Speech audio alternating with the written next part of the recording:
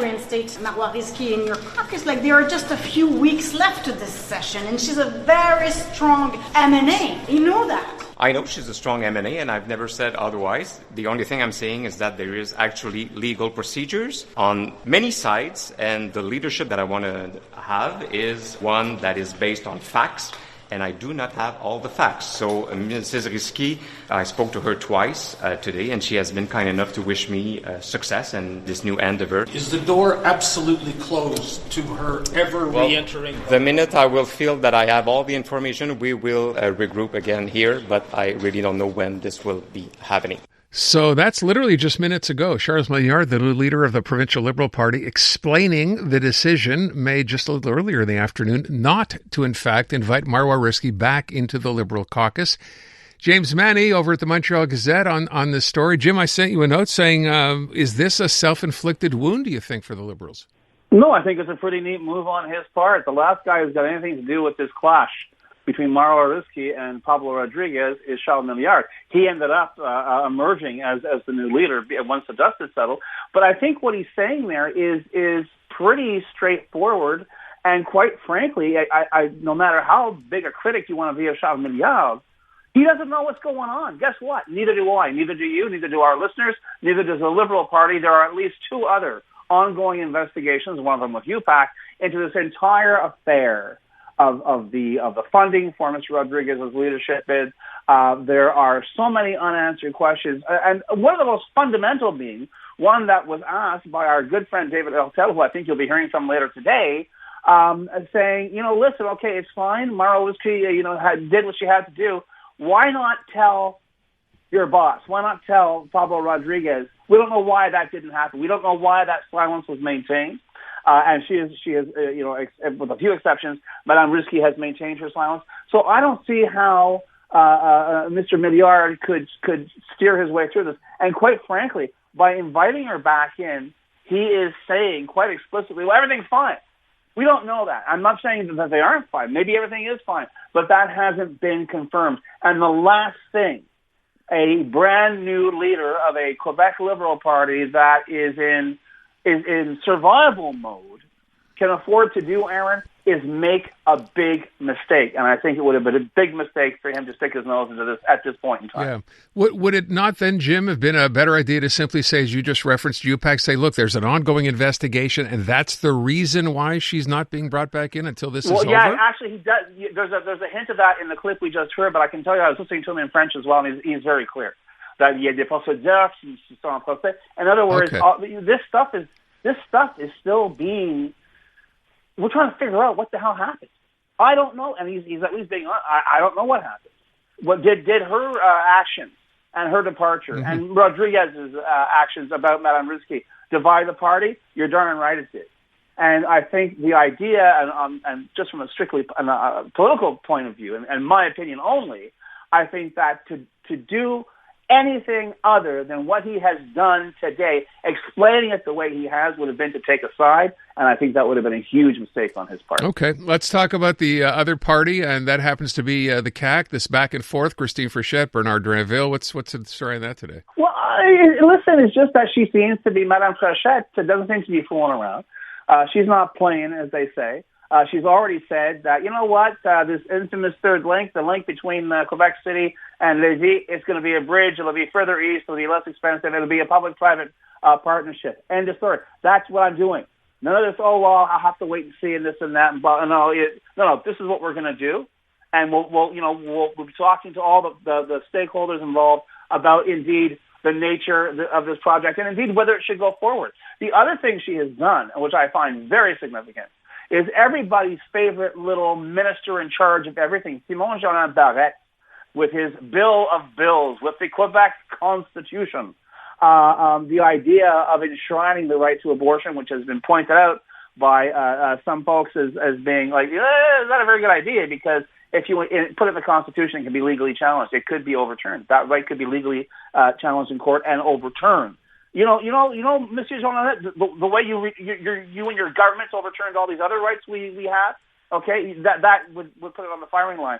And basically, Madame Frechette today is saying, you know what, abortion out of the Constitution. You know, But she didn't say when I'm premier. If Right. I'm premier, abortion out of the Constitution. In other words, and to as far as I'm concerned as well, implicitly saying, you know what, you want to put together a Constitution, do your homework.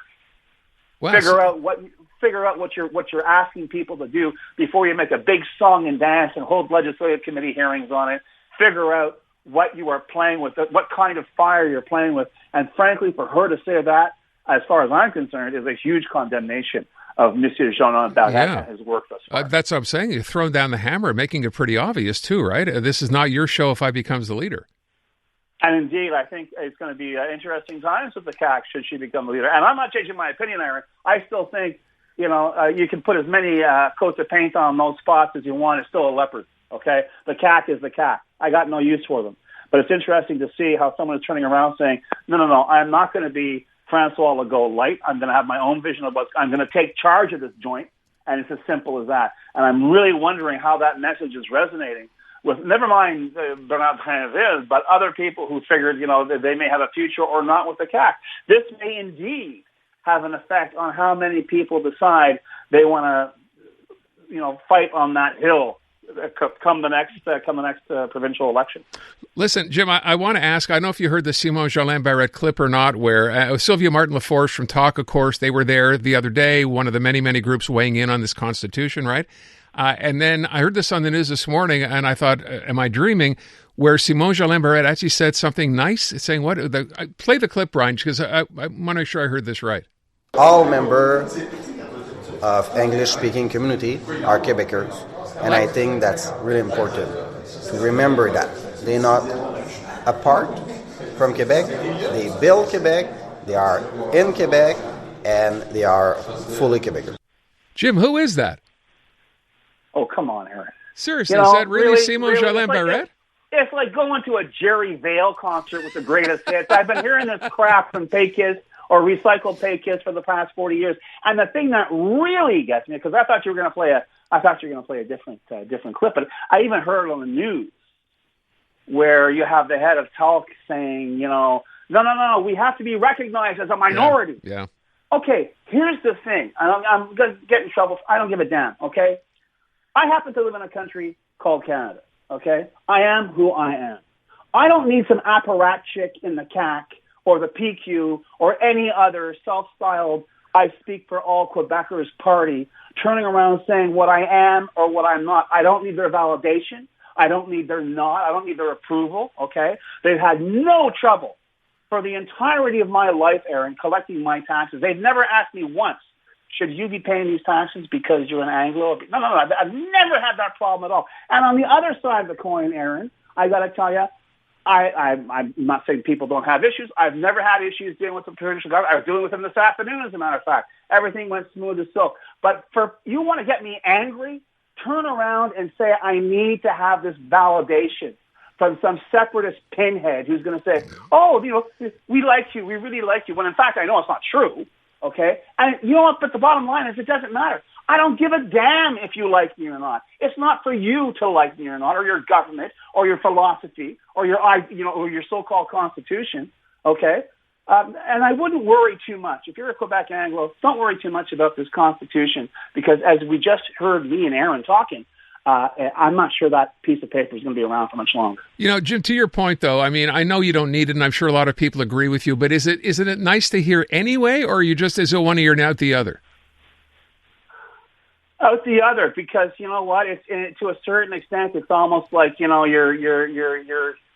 battered Anglo syndrome. It's like, they didn't tell us they want to run us out of the province on a rail, so they must like us. Give me a break. Okay. Just really, honestly, and like I say, it's been 40 years. Give it a rest. I get it. Okay, I'm still here. Are you angry because I'm still here? Good. I was going to say patronizing, but I think we understand. Jim, thank you. I don't know.